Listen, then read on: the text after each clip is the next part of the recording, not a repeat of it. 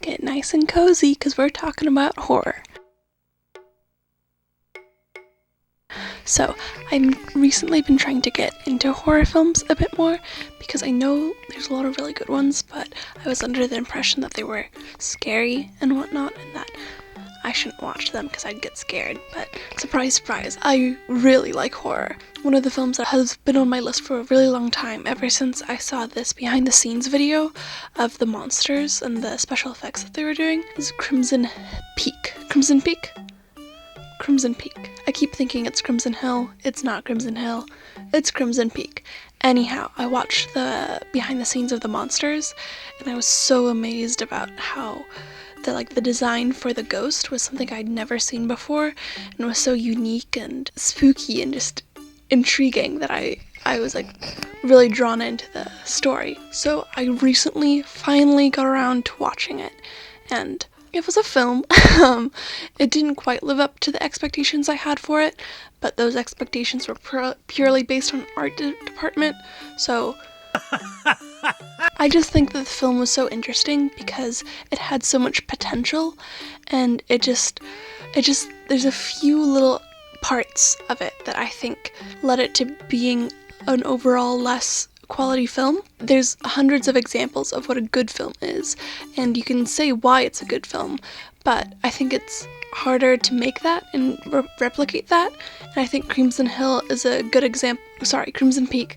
a good example of a film that is almost great, but is just missing those few magic tweaks that maybe a good editor or maybe just one extra person in the writing room could have fixed. So yeah, I wanted to say how I would make this film a better film. Art is up to personal opinion. It's a film by itself. I'm probably not skilled enough to make a film, to say the least. A film comparable to the director's name. Probably not. Also, if you haven't heard that director's name, you're an idiot. He directed Shape of Water, and then Pan's Labyrinth, which is critically acclaimed and whatnot. And so that's what I think was so interesting, because he can make a good film. This is just almost a good film. The story opens with Edith monologuing about how she believes in ghosts. The first ghost experience she had was from her mother, who died when she was a very young child from random Victorian illness. But she gets haunted by this ghost who proclaimed, "Beware of Crimson Peak." I wonder if that's gonna come up later. Edith is just, living her teenage life, but she's trying to be a writer, and she's writing these ghost stories that are symbolic of the past and stuff, but nobody's taking her seriously because she's a woman. Also, in the high society of New York, I think is where they are, the other women do not think of her kindly because she's just so quirky. Oh, they're talking about a guy from England coming to visit, and they all think he's hot. Oh, she doesn't think he's hot because he probably owns slaves. That is brought up and is never mentioned again, and I think that's funny because there are only 2 people of color in this entire film, and they are maids, and they are only on screen for less than that. They have lines at least. That's fun, but an interesting thing to put in the film and then forget about, almost as if it's for brownie points. Anyway, Thomas Sharp comes over from the UK, and he's trying to get money for his machine that is going to mine red clay from his property. Right away, Edith's father shoots him down, pointing out that he's gone through multiple banks and have been rejected. It's this new money versus old money thing that pops up here, where Edith's father looks down on Thomas because he hasn't inherited his money instead of worked for it. I don't know, it was just kind of interesting to hear, especially because the slavery thing was just brought up, and it's I wonder if the film is actually going to do anything with that. It doesn't. Anyhow, other characters that you should note during this opening scene is this boy that Edith is kind of in cahoots with. They're talking, I guess is the way to say it. They're talking. It's implied that there's a relationship starting to brew, but oh no, look at this hot guy from England. Oh, let's have Edith fall for her. So she does. There's this dramatic scene where he shows up and it's let me take you to the party, just after. Keep in mind, her ghost mother comes back and says the line again. But anyhow, she goes to the party, they dance, they fall in love, yada yada yada. Daddy does not like this. He hires a private investigator who digs up that the Sharps are in fact broke and have no money to their name. And Edith's dad confronts them about this and says, "Get out of my daughter's pants," basically, and sends them away and asks Thomas Sharp to make a scene and throw a fight with Edith. So he does, and she slaps him in front of everyone at the dinner party. Oh no.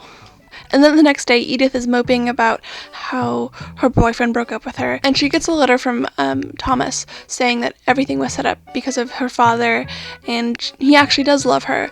So she runs across town to go to his hotel, and that's why the POCs come in, and they're like, "Oh, cleaning the bed, woo!" And then he's actually there and didn't leave, and they make out, and then she finds out that her father was murdered that morning. Yeah, that was a lot. I know. That happened in the span of like 20 minutes. Like, not even that, like 10 minutes from the dinner party to the like death. There's like 10 minutes, and it's just compact and like not important to the rest of the film at all.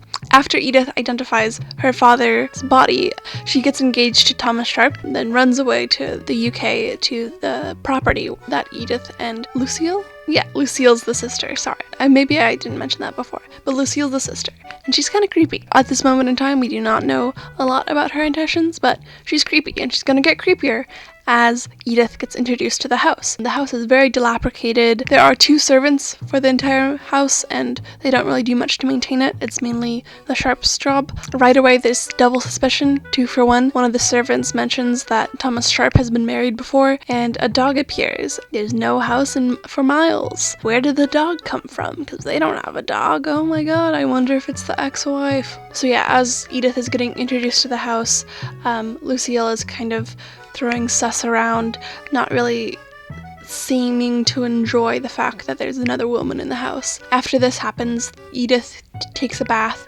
and gets haunted by a ghost, a mysterious ghost with her head caved in. I don't know why they didn't bring up the fact that her father's head got caved in and like compare the 2 events.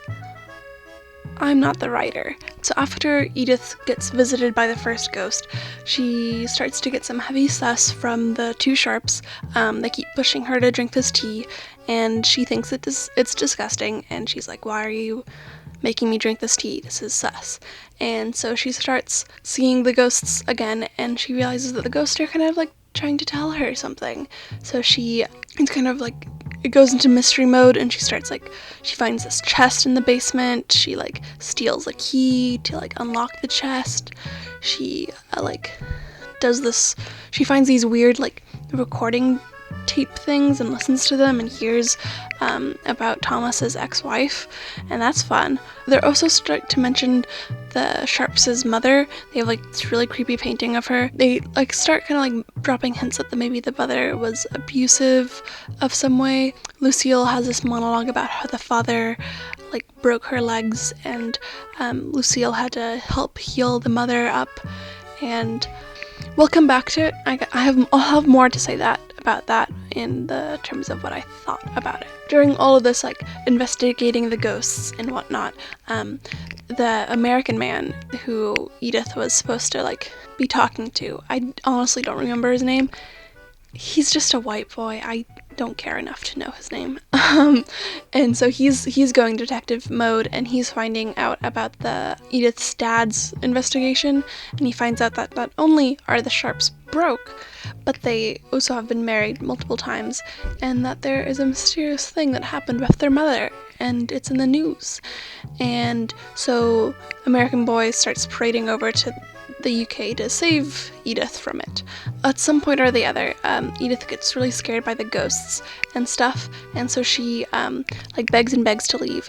And so Thomas takes Edith to the local town for the post office, and they end up, and it's a very prolonged scene considering the plot doesn't really seem to care much about the relationship. Anyhow, when they come back after that night, Lucille is very upset about it all and very distressed. At this point, Edith is like bedridden and whatnot, and she wakes up one evening, sees a ghost flying in the lobby, and is like, "I know who you are now. I know that you're the dead wife. What do I need to do? How can I help you? This floating ghost points Edith up the stairs. So Edith follows the ghost instruction and goes up to the attic. And in the attic, she finds Thomas and Lucille going at it. And she is very alarmed, to say the least. So she gets all distressed and stuff. And then Lucille pushes her off the second story balcony, and she gets hurt. But oh look, the American white bread boy is here to save the day. Oh, he's also a doctor, so he's here and he helps them. And there's this really funny moment when the boy is fixing Edith up and stuff, and Edith looks over around his shoulder and the Sharp family is there and they look so guilty and they're like, what are we supposed to do now? So Edith and the boy are try to escape. He tries to carry her out of there because she can't walk at this current moment for some reason.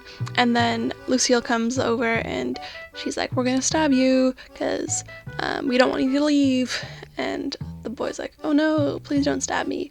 And Thomas is like, oh, I don't want to stab him. I'm not the villain. It's my sister's plan. Okay.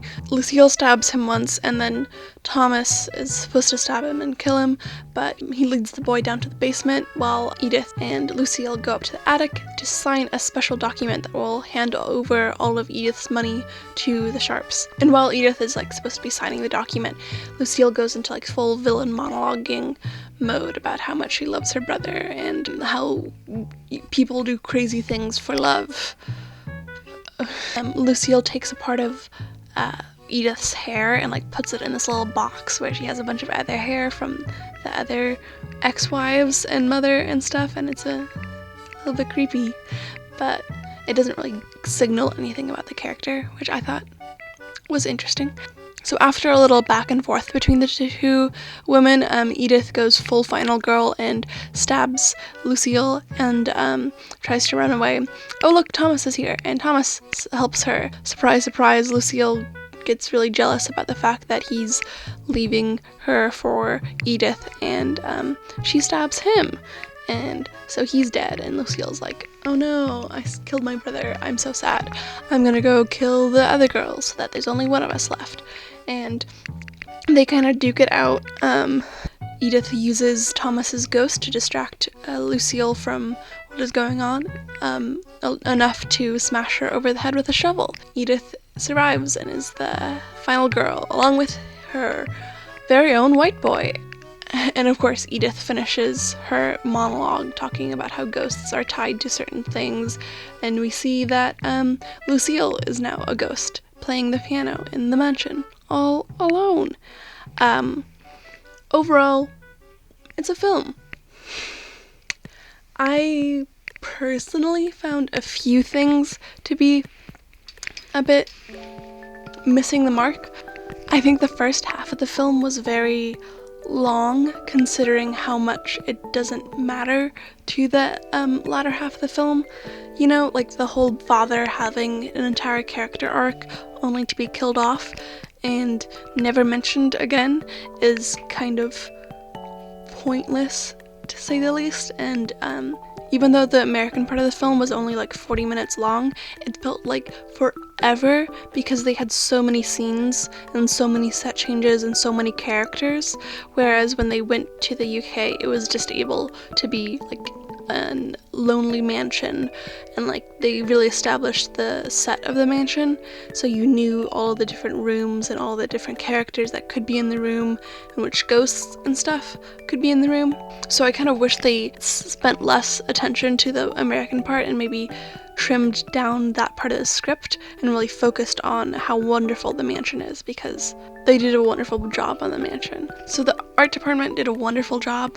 They did a fantastic job. The ghosts were the only reason why I watched this film, because the ghosts had such a marvelous design. But that said, I did dislike how they edited the ghosts. It's one of the things that's most present in terms of all the reviews is, wow, I really like the ghosts, but why did they CGI them? Because they had these wonderful masks and models and makeup, and then in post they just CGI'd them to be translucent, so half of the gore of the masks is gone because you can't see it because it's translucent, and that was very disappointed. I don't know if I'm dumb, but the ghosts were kind of inconsistent in terms of the lore, should I say. So Edith's mother's ghost is black, and then the Sharp's mother is red, and then all of the wives are red. And Thomas Sharp is white, and then Lucille is a black ghost, and so it just kind of like, do the colors have meaning? Is like red supposed to signify a violent death, or is red just supposed to signify the fact that the wives and the mother were buried in clay? But like the mother wasn't even buried in clay, because the mother's body was found and probably taken to a funeral service. In that case, why was Lucille a black ghost? Why was Sharp a white ghost? Was it just because they're the like big important characters and you couldn't have them put on the red prosthetics? I know it's not important. I just think if the film were to be a proper good film, it would think about those things. For all I know, it could have thought about those things and I'm just an idiot and reading it wrong. But needless to say, something could be changed. One of the biggest qualms I had with this film might not be like that big of a deal to some people, but I personally think that it was a bit interesting in terms of the execution, at least. So I want to start this conversation by saying, yes, females can be villains. That can be done. I support it. I love Jennifer's body. But there's a way to do it, and I'm not sure this film did it. They set up this whole plot around a man who is continually marrying women for money and then killing them, and we're all supposed to believe that it was just this girl's entire like ability to control him. That's the only reason why this happened, and it's because she has like a mental disorder and has abandonment issues. An interesting choice. If I were to be writing this film, I personally think that it would be stronger if, you know, like maybe phrase it in a way that where like he is also delusional and that like he really loves Edith and then also really loves his sister, and so when Edith discovers it, he's like, oh no, this is great, we can like, all three of us can be a couple, or something like that, where it's like still like creepy vibes and stuff, and instead turn Lucille's entire character arc into like this very deep fear of abandonment. Maybe her like being sent to an insane asylum can be like drawn out. She felt so abandoned and alone. That's why she's like so dependent on Thomas, and like really drive that up. You can even still have like her kill him and stuff. I think that would be great, but like maybe like make something up where like she's like, I'm all alone now, and like gets really mad at Edith because of that and stuff.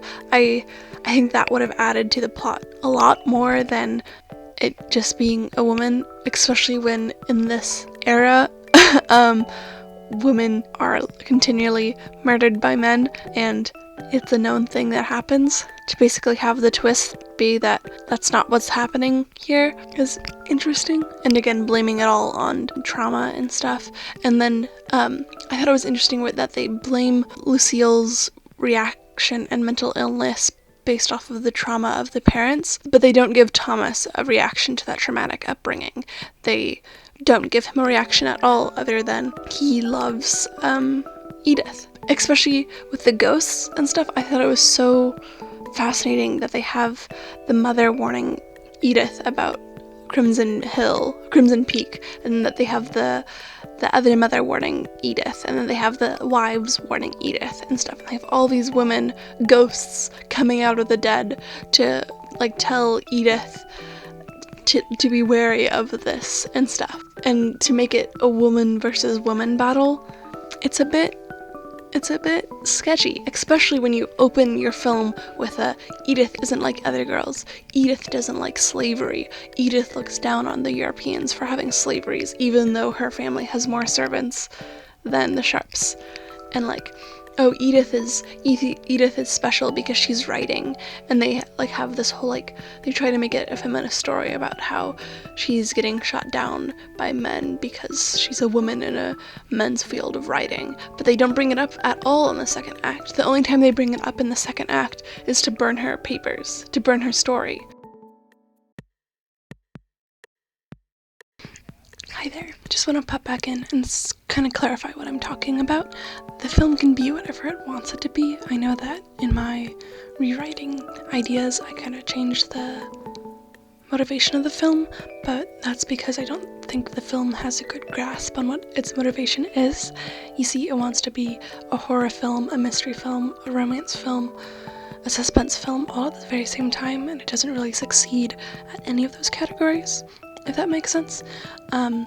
And there's so many little tidbits of information that the film throws around, such as the slavery comments and the female author comments, but it doesn't really follow through on any of those plot points, and just the pacing of the film overall lacks the structure of a really great film. And I think a lot of those plot threads that they just kind of throw away could have been tied together to make a really stronger film. There's nothing you can really do about it now because the film exists as it does, but I would love to see it being remade in some way, or just in general having another film made in this type of aesthetic and genre, I guess, but make it better in a lot of ways. Again, the film is full of potential, and I would just love to see that potential actually used. But yeah, I hope you have a wonderful day, and go watch some horror films. They're really good. I just watched Cabin in the Woods, and it was fantastic. I would recommend that. But yeah, have a good one.